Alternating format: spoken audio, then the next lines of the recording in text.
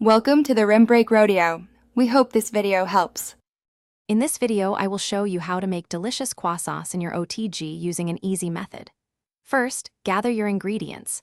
500 grams of all-purpose flour, 250 grams of very cold butter, 150 milliliters of milk, 50 grams of sugar, 7 grams of active dry yeast, and 5 grams of salt. Ensure your butter is exceptionally cold for the best lamination results.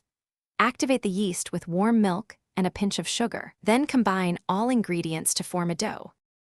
After mixing, knead your dough for about 10 minutes until it becomes smooth and elastic.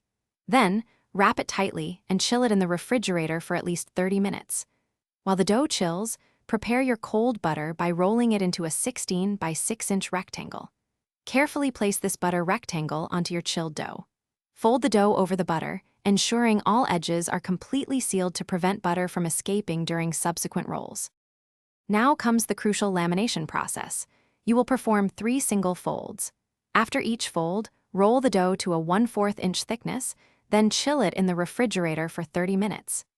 This chilling period is essential for the butter to firm up, preventing it from melting into the dough. Maintaining a consistent rectangular shape throughout these folds ensures even layers, which are key to achieving that wonderfully flaky croissant texture. Finally, it's time to shape your croissants. Roll out the dough to a 1/8 inch thickness and cut it into triangles, each about 8 inches long. Starting from the wide end, gently roll each triangle to form a crescent shape.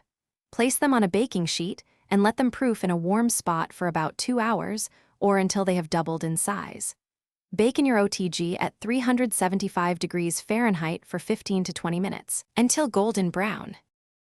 Thanks for watching. Consider subscribing if we helped you.